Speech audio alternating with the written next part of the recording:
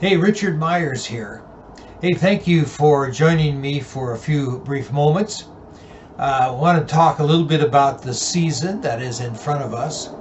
You know, we celebrate a certain seasonal holidays, Christmas, of course, Easter, and then our anniversary and our birthday. And these celebrations allow us to reflect on the events that we are celebrating. At Christmas, we think back to the birth of Jesus. Our anniversary, we think back to the time we were married. Our birthday, we celebrate our age and accomplishments. And so the celebration. Now, this season, we celebrate, if you're with me, you celebrate our pending departure.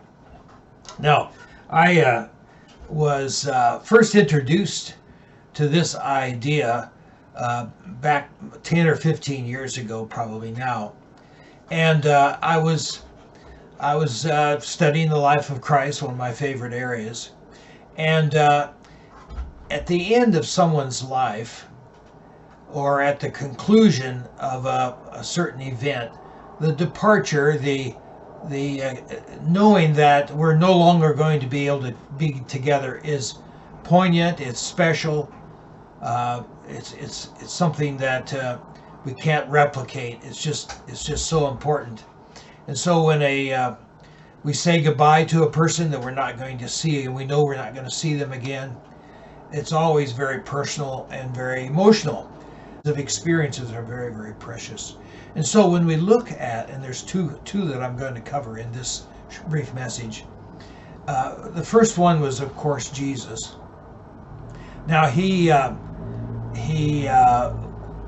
been to the cross and was resurrected and was spending time with the disciples. And you've heard me mention this before. I'm repeating some things to make another point. But as he was spending time with the disciples, it was the very last moments of his time with them. It was the end. He was going to return to the Father.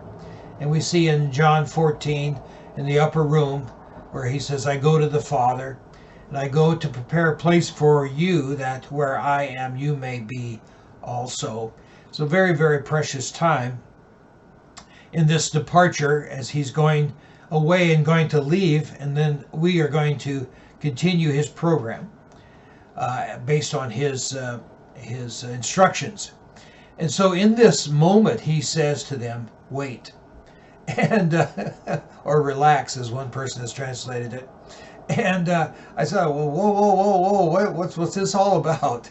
And of course, what he was saying, as I've said before a number of times, we have to wait till the exact calendar date. We have to wait. Nothing can proceed until we have fulfilled the feast days of Israel, the feast day of Pentecost, the last of the spring feasts. And so I realized that he was tying all of human history, not just Israel, all of human history, to the feast days. And that he had fulfilled the spring feasts, and the final one being Pentecost. And of course, then the fall feasts were yet to come. And so I realized, he said, things can't start until the feast day of Pentecost. We have to stay on this schedule. I related this to weddings. I've performed a number of weddings. And in a wedding ceremony, nothing can proceed until the mother of the bride is seated.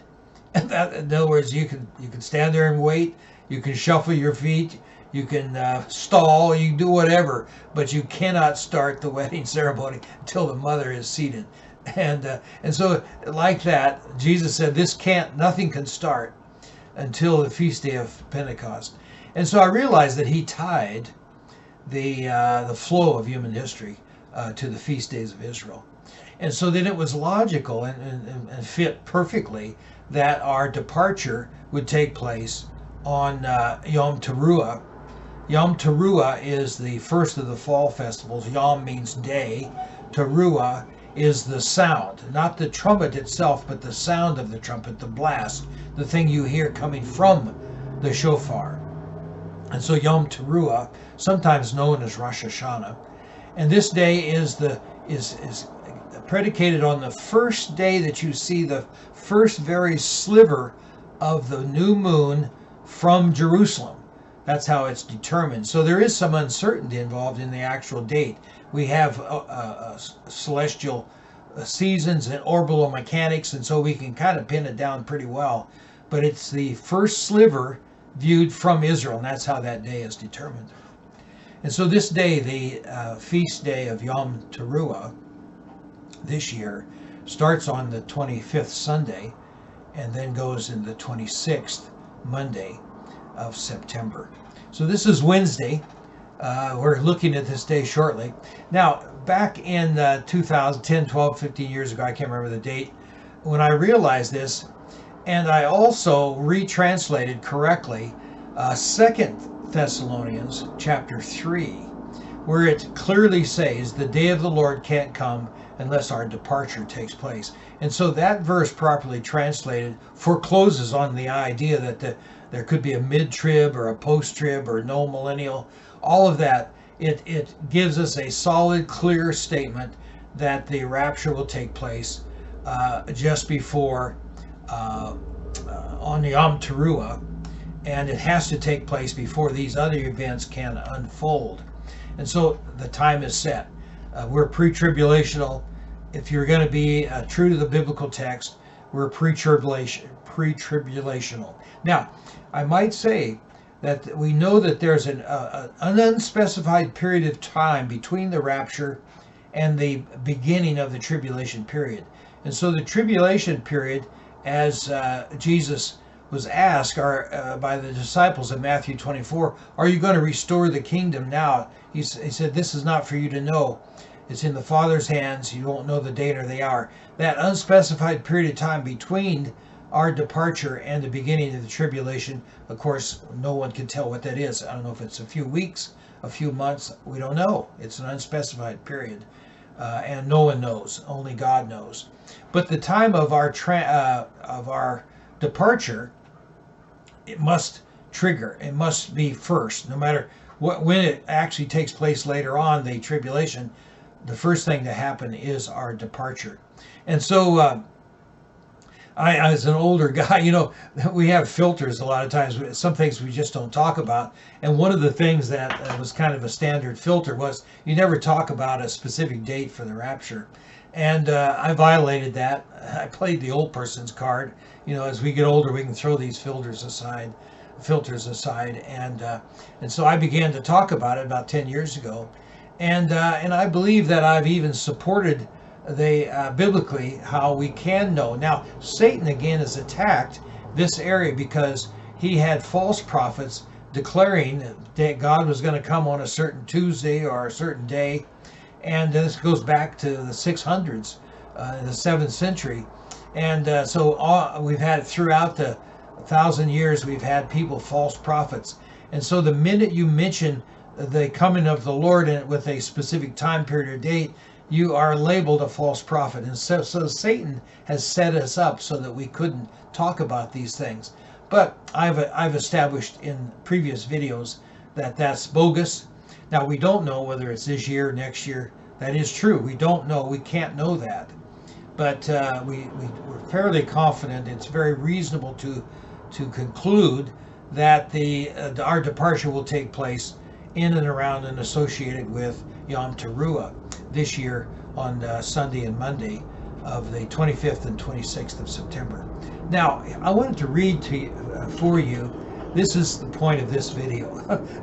I've repeated myself. Things I just shared with you, I've shared a number of times in different ways. But I was reading here in 2 Timothy.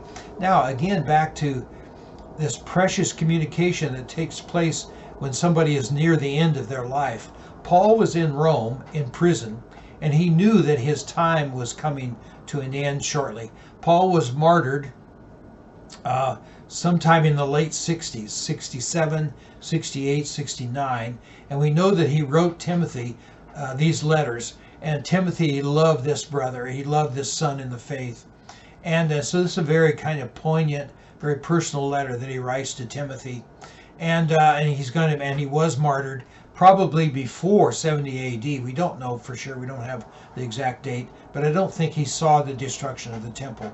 And so Paul was writing to Timothy, and in verse 1 of chapter 4, he says, verse 2 rather, preach the word, be ready in season and out. And so he's giving Timothy encouragement, much like a coach. Go get them. But in verse 7 he says, and this is kind of related to his end of days, I have fought the good fight. I have finished the course. I have kept the faith. In the future, even though he's going to die, there's a future.